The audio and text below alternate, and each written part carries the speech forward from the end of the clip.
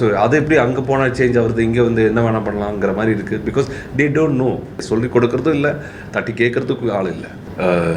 இந்த மாதிரி நியூஸஸ் நிறைய நடக்குது. கொடூரமான ஒரு தண்டனை கொடுக்கணும், எங்களுக்கெல்லாம் அது சொல்ல முடியும். ஆனால் அதுக்கு ஜஸ்டிஸ் இருக்குது. இப்போது இந்த துபாயிலெல்லாம் சொல்கிற மாதிரி, கண்ட்ரீஸ்லாம் சொல்கிற மாதிரி ஹேங் டு டெத், அதாவது இந்த தப்பு செஞ்சால் இதுதான் பனிஷ்மெண்ட்டுங்கிற மாதிரி ஒரு என்ன சொல்கிறது, ஒரு லாவே பாஸ் ஆகணும்னு நான் விரும்புகிறேன். சும்மா ஸ்கூலில் போகிறத விட ஸ்கூலில் வந்து அது ஆரம்பிக்கணும். இந்த மாதிரி நிறைய விஷயங்கள் இருக்குது. காரில் போகிறவரும் கூட இன்றைக்கி வந்து யார் ஒழுங்காக ஆர்டிஓ ஆஃபீஸ் போய் லைசன்ஸ் வாங்கியிருக்காங்க, அப்புறம் அவனுக்கு லெஃப்ட்டும் ரைட்டும் போகிறது கூட மேனர்ஸ் தெரியாது. ஏன்னா அவன் வந்து அதை பற்றி போதே இல்லை. ஃப்யூச்சருக்கு ஏதாவது நம்ம செய்யணும்னா I think these kind of things should implement. இது எங்கே எல்லாரும் வந்து கொடி படித்து எல்லாமே பண்ணுறாங்க தவிர ஒன்றுமே ஒரு இது எடுக்க மாட்டேங்கிறேன். முதல்ல இன்ஃபர்மேஷன், அந்த எஜுகேஷன் தான் மோஸ்ட் இம்பார்ட்டன்ட்.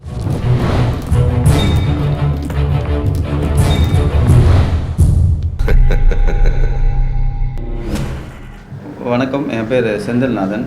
ஒரு முகத்திரைப்படத்தோட டைரக்டர் நான். இந்த படத்தை Sri Sai Vignesh studios and SSK ரிசோர்ஸஸ்ங்கிற கம்பெனி ப்ரொடியூஸ் பண்ணியிருக்காங்க. Mister R Selvam and mister LE Saravanan அவங்க இணைந்து தயாரித்திருக்காங்க. இதில் ரகுமான் சார் வந்து ஒரு முக்கியமான கேரக்டர் பண்ணியிருக்காங்க. முக்கியமான கேரக்டர்னால் hero, is the hero of the movie. இதில் வந்து ஒரு சைக்காட்ரிஸ்ட் கேரக்டர் ஒன்று பண்ணியிருக்காங்க சார். ஆக்சுவலாக இந்த கேரக்டரை வந்து சார் ஒத்துக்கிட்டதுக்கு I'm very thankful for. Because யாருமே அவ்வளோ சீக்கிரமாக இந்த ஒரு இதில் இருக்கிற ஹைட்டில் இருக்கிறவங்க ஒருத்தங்க யாருமே ஒத்துக்க மாட்டாங்க இந்த கேரக்டர் பண்ணுறதுக்கு. Because it's a dark movie ஆக்சுவலாக இது. So I'm very thankful to sir for accepting the movie and as help me a lot on locations. எல்லாத்துக்கும் ரொம்ப ஹெல்ப் பண்ணியிருக்காங்க.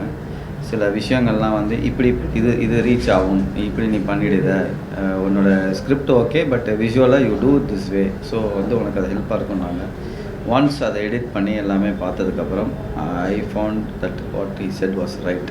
பட் அங்கே இமீடியட்டாக நான் அக்செப்ட் பண்ணுறதுக்கு கொஞ்சம் யோசித்தேன். பட் இருந்தாலும் அதுக்கப்புறம் எடிட் பண்ணி பார்த்ததுக்கப்புறம் what he said was okay. So I'm very thankful to sir. நான் நீங்கள் டாக்டர் செந்தில்நாதன் சொன்ன மாதிரி அந்த அளவுக்கெல்லாம் நான் சொல்லலை. நான் வந்து ஒரு இந்த நல்ல ப்ராஜெக்ட்டுக்கு ஒரு பார்ட் அப்ளை பண்ணுறது தான் என்னோடய மெயின் இன்டென்ஷன். அண்ட் அது அவரோட நல்ல மனசு கொஞ்சம் எக்ஸ்ட்ராவே பேசியிருக்காரு என்னை பற்றி. எந்த படத்துக்குமே நான் அப்படி தான், எல்லாத்துக்கும் வந்து ஒரு நல்ல கதையை நல்ல சினிமா மாறணுங்கிறது தான் என்னோடய ஆசை. ஒரு முகத்திரையில் அது இருக்குது கண்டிப்பாக. எஸ், ஃபஸ்ட்டு வந்து ஆஃப்டர் மை 2 ஃபிலிம்ஸ் லைக் துருவங்கள் 16 பகடி ஆட்டல் இந்த வருஷத்தில் வந்து இப்போது அது 2 காப் ஸ்டோரியாக இருந்தால் கூட அது 2 வேறுபட்ட கதைகள், டிஃப்ரெண்ட் ஸ்கிரிப்ட் அண்ட் ஜானர் ஒன்றா தான் இருந்தாலும் it had a different story line and everything. But இது ஒரு முகத்திரையில் பொறுத்த வரைக்கும் ரியலி அது ஒரு டிஃப்ரெண்ட்டான கேரக்டர் நான் ப்ளே பண்ணியிருக்கோம். நான் இது வரைக்கும் செய்யாத ஒரு கேரக்டர் தான் ஆக்சுவலி. ஒரு சைக்காட்ரிஸ்ட் டாக்டராகவே இருக்குது கதையில். அது ஒரு டெஃபினெட்லி அது ஒரு இம்பார்ட்டண்ட் ரோல் இந்த ஃபிலிம். இந்த கதையில் நான் மட்டும் இல்லை, நிறைய நல்ல ஆர்டிஸ்ட் ஸ்டார் காஸ்ட் இருக்காங்க. பட் நிறைய பேர் புதுசானவங்க, நியூ டேலண்ட்ஸ், ஃப்ரெஷ் டேலண்ட்ஸ் கூட சொல்லலாம். ஹீரோயின் எல்லாம் இருக்குது. அப்பா, ஹீரோயின் இருக்குது இந்த படத்தில். எனிவேஸ், இந்த கதை வந்து நான் ஓகே சொல்கிறதுக்கு காரணம் வந்து முதல்ல என் கேரக்டர் பற்றி பேச விரும்புகிறேன். பிகாஸ் எஸ், எனக்கு ரொம்ப சேலஞ்சிங்காக இருந்துச்சு டு ப்ளே திஸ் ரோல். முதல்ல கேட்கும்போது ஐ வாஸ் லிட்டில் ஹெசிடென்ட். இது நான் பண்ணால் எனக்கு இமேஜில் ஏதாவது பிரச்சனை ஆகிடுமா அப்படி இப்படியெல்லாம். இப்போ இருக்கிறது ஆடியன்ஸ் எப்படின்னு தெரியல அந்த டைமில். பட் ஆஃப்கோர்ஸ் ஆடியன்ஸ் வந்து ரொம்ப இன்டெலெக்சுவலாக இருக்குங்கிறது நீங்கள் அது ப்ரூவ் பண்ணிட்டீங்க. துருவங்கள் 16 சக்ஸஸே வந்து அது பெரிய காரணமாக இருக்குது. ஸோ அந்த நம்பிக்கையில் வந்து நீங்கள் இந்த கேரக்டர் நான் ப்ளே பண்ணது கண்டிப்பாக அப்ரிஷியேட் பண்ணுவேன் தவிர I am not asking for any fan following அப்படிலாம் நான் கேட்கல. பட் இந்த இதில் வந்து கொஞ்சம் எனக்கே வந்து சில டைமில் இந்த ஷூட்டிங் பண்ணுறச்ச ஒவ்வொரு நாள் முடித்து வீட்டுக்கு போகும்போது கூட சம்டைம்ஸ் என்னோடய பிஹேவியர் பேட்டர்னே மாறி இருக்குது. Because of the dimensions of this character நான் வந்து அந்த அளவுக்கு நான் உள்ள வச்சு ஒர்க் பண்ணியிருக்கோம். So yes, it is challenging. படம் ஸ்க்ரீனில் பார்க்கும்போது அவ்வளோ தோணாது. But to make it very realistic தான் அந்த என்னோட ஜஸ்டிஃபிகேஷனு. பிகாஸ் தென் இன்னொன்று வந்து தென் ஏன் இந்த மாதிரி படம் ஒத்துக்கிட்டேன்னு சொன்னதுக்கு சி ஆஸ் அன் ஆக்டர் நான் வந்து I am trying to do my best and give something different கதை இது something not like the other commercial mainstream cinema மாதிரி நிறைய கிளாமர் கொஞ்சம் நிறைய பாட்டு ஃபைட் அஃப்கோர்ஸ் அவங்க அந்த கதையிலலாம் படத்துலலாம் ஸ்டோரி இருக்குது இல்லைன்னு சொல்கிறது இல்லை I'm not doing any controversial thing இந்த மாதிரி ஸ்மால் பட்ஜெட் ஸ்கேலெல்லாம் வந்து we try to do focus on the content and the script and screenplay. So நான் ஏதாவது ஒரு படம் பண்ணமோ கண்டிப்பாக எல்லாருக்கும் தெரியும் வந்து it's a different film, it's going to be something different.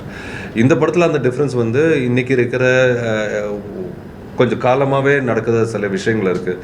To nowadays இந்த இன்டர்நெட் மூலமாக இந்த வாட்ஸ்அப் அந்த மாதிரி எல்லாம் வந்து நல்லது இருக்குது. It is of course technology is very good, நான் ரொம்ப வெல்கம் பண்ணுவேன் டெக்னாலஜி.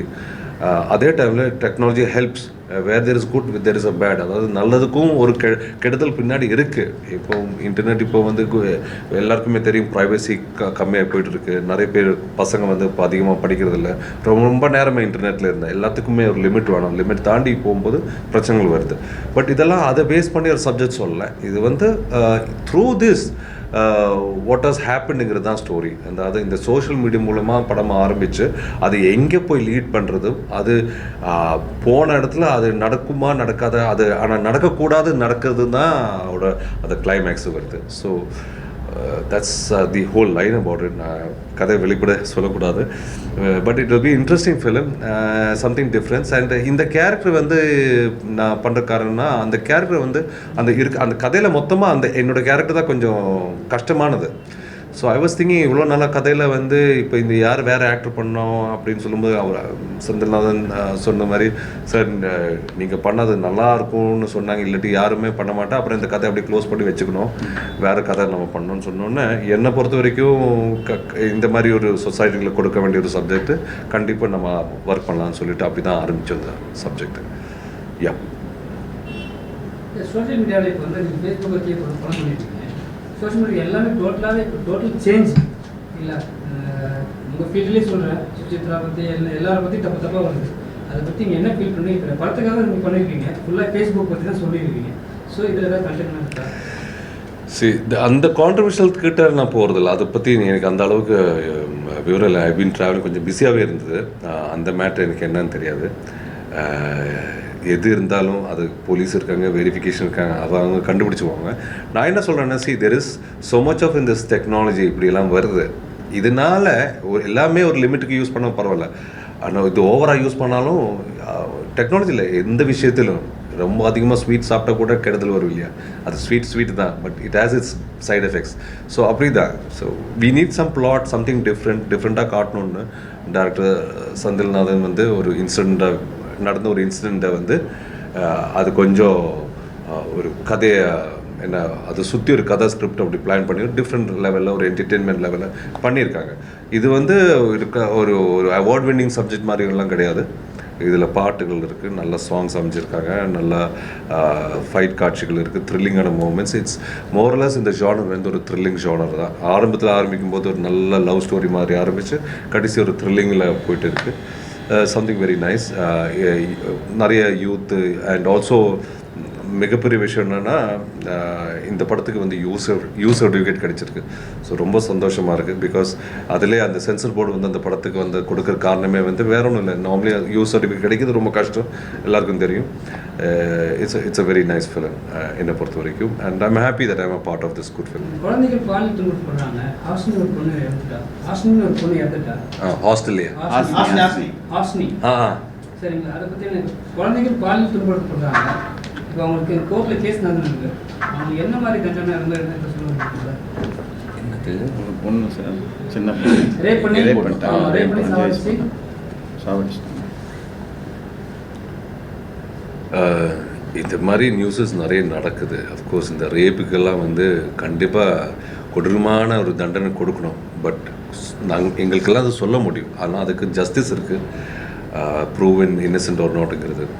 பட் கண்டிப்பாக இதுக்கு வந்து ஒரு தண்டனை வந்து இப்போ இந்த துபாயிலெல்லாம் சொல்கிற மாதிரி, கண்ட்ரீஸ்லாம் சொல்கிற மாதிரி ஹேங் டு டெத், அதாவது இந்த தப்பு செஞ்சால் இதுதான் பனிஷ்மெண்ட்டுங்கிற மாதிரி ஒரு என்ன சொல்கிறது, ஒரு லாவே பாஸ் ஆகணும்னு நான் விரும்புகிறேன்.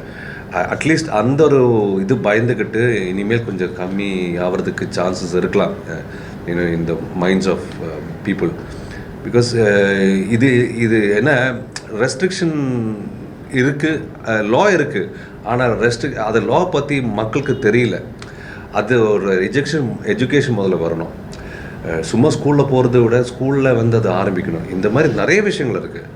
ஸோ நான் என்ன ஃபீல் பண்ணுறேன்னா, இந்த ரெஸ்ட்ரிக்ஷன்ஸை பற்றி முதல்ல சமூகத்தில் எப்படி வாழணுங்கிறது, இந்த என்னெல்லாம் லாஸ் இருக்குங்கிறது ஒரு பேசிக்கான சில இன்ஃபர்மேஷன்ஸு இந்த கிராமத்து ஸ்கூலில் இருந்து சிட்டி ஸ்கூலில் வரைக்கும் அது அது என்ன சொல்கிறது, என்ரோல் பண்ணணும், இது பண்ணணும். ஒரு கிளாஸ் ஒரு பீரியடாகவே வந்து இருக்கணும் இதுக்காகவே. இதான் அந்த பீரியடில் வந்து எல்லாம் இந்த மாதிரி லாஸ் இருக்குது, இந்த மாதிரி ரெஸ்ட்ரிக்ஷன்ஸ் இருக்குது சமூகத்தில் இல்லாட்டி நம்ம ஹிஸ்ட்ரியை பற்றி 100 வருஷத்துக்கு முன்னாடி படிச்சுட்டு என்ன பிரயோஜனம்? அந்த நேரத்தில் வந்து இனி ஃப்யூச்சருக்கு ஏதாவது நம்ம செய்யணும்னா I think these kind of things should implement. இது எங்கே எல்லோரும் வந்து கொடி படித்து எல்லாமே பண்ணுறாங்க தவிர ஒன்றுமே ஒரு இது எடுக்க மாட்டேங்கிறாங்க. முதல்ல இன்ஃபர்மேஷன், அந்த எஜுகேஷன் தான் மோஸ்ட் இம்பார்ட்டன்ட். அது ஸ்கூலில் இருந்து ஆரம்பித்தா வளர்கிற பசங்கள் நாளைக்கு அது நம்ம ஜென்ரேஷனில் வந்து எல்லாருக்கும் தெரியும், இப்படி பண்ணால் இப்படி பண்ணால். ஈவன் டிரைவிங் பண்ணும்போது கூட காரில் போகிறவரும் கூட இன்றைக்கி வந்து யார் ஒழுங்காக ஆர்டிஓ ஆஃபீஸ் போய் லைசன்ஸ் வாங்கியிருக்காங்க, இந்த டிரைவிங் ஸ்கூலில் போய் லைசன்ஸ். எல்லோரும் கொஞ்சம் ஸ்கூல்லேருந்து அப்படியே வண்டி எடுத்துக்கிட்டு அப்புறம் அவனுக்கு லெஃப்ட்டும் ரைட்டும் போகிறது கூட மேனர்ஸ் தெரியாது. நாமளே வந்து ரோட்டில் போகும்போது அப்படி தெரியுது. ஏன்னா அவன் வந்து அதை பற்றி போதை இல்லை. ஒரு பைக்காரன் வந்து டக்குன்னு லெஃப்ட் எடுக்கிறாங்க, டக்குன்னு ரைட்டு எடுக்கிறாங்க, எதுக்கு அந்த இண்டிகேட்டர், எப்படி எந்த ட்ராக்கில் படிக்கணும்னு கூட தெரியாது. அது அவன் வந்து ஐடியில் படிக்கிறான், ஆனால் அவனுக்கு தெரிஞ்ச இந்த பேசிக்ஸ் கூட தெரியாது. ஸோ இந்த மாதிரி இன்ஃபர்மேஷன் எனக்கு தெரியும், நான் போயிருக்கோம். ஸோ நான் ஒரு டிரைவிங் ஸ்கூலில் போயிட்டு ரைட்டு லெஃப்ட்டு இண்டிகேட்டர் போட்டு தான் நான் ட்ரைவ் பண்ணுறேன். இப்போ கூட அப்படி தான். அது இவங்க பண்ண மாட்டேங்கிறாங்க. பட் நீங்கள் இதே பசங்க வந்து வெளியூர் போங்க, அவங்க எல்லாம் கரெக்டாக அந்த ரூல்ஸ் என்ன இருக்குது அது மாதிரி தான் நடந்து போயிட்டு இருக்குது. காரை ரைட் சைடில் தான் போகும், இல்லை லெஃப்ட் சைடு தான் துறப்போம், இப்படியெல்லாம் இருக்குது. ஸோ அங்கே அவங்க வந்து ரோட்டில் கூட துப்ப மாட்டேன்னே, அவ்வளோ க்ளீனாக இந்த அட்மாஸ்பியர். அது எப்படி அங்கே போனால் சேஞ்ச் ஆகுறது, இங்கே வந்து என்ன வேணால் பண்ணலாங்கிற மாதிரி இருக்குது. Because they don't know. அங்கே போய் கற்றுக்குறாங்க, இங்கே இல்லை, சொல்லி கொடுக்குறதும் இல்லை, தட்டி கேட்குறதுக்கு ஆள் இல்லை. So this is a thing, main thing you have to implement this. இதெல்லாம் வந்து எஜுகேஷன் சிஸ்டமில் தான் கொண்டு வர முடியும். நான் ஃபீல் பண்ணுறேன், நீங்கள் கேட்டிங்கன்னா அது பெஸ்ட் எக்ஸாம்பிள் ஸ்கூலில் போடுங்க. ஸ்கூல் இதுக்காகவே ஒரு பீரியட் போடுங்க, ஒரு பேசிக் பீரியட். அதாவது இதுதான் இந்த மாதிரி தான் ரூல்ஸ், இதுக்கு தான் பனிஷ்மெண்ட். அப்புறம் ஒரு ஆணும் பெண்ணும் எப்படி ஒரு ஆண் வந்து ஒரு பொண்ணை பற்றி பேசணுங்கிறது, எப்படி பிஹேவ் பண்ணுறதுங்கிறது எல்லாம் ஒரு கிளாஸ் எடுக்கணும். ஸோ இதெல்லாம் வந்து நம்ம சும்மா பேப்பரில் படித்து இங்கே நடந்தது அவனுக்கு இந்த செக்ஷன் சொல்லிட்டு நாளைக்கு அது மறக்குறாங்க. So this is what is happening over இன்னைக்கு. ரொம்ப கான்ட்ரவர்சி ஆகிடுமா? இல்லை March 17 சார். நீங்கள் சொல்லுங்கள். அது நான் சொல்லிட்டேன், உங்களை ஒரு வார்த்தை சொல்ல. நான் என்ன சொல்லிட்டேன்? March 17 ரிலீஸ் ஆகுது. சரி, ஓகே. Thank you all. பேசுறதுக்கு இந்த வாய்ப்பு தந்ததுக்கு ரொம்ப நன்றி எல்லாருக்கும், எல்லா வியூவர்ஸ்க்கும். இந்த படம் ஒரு முகத்திரை, என்னை பொறுத்த வரைக்கும் ஒரு டிஃப்ரெண்ட்டான படம்.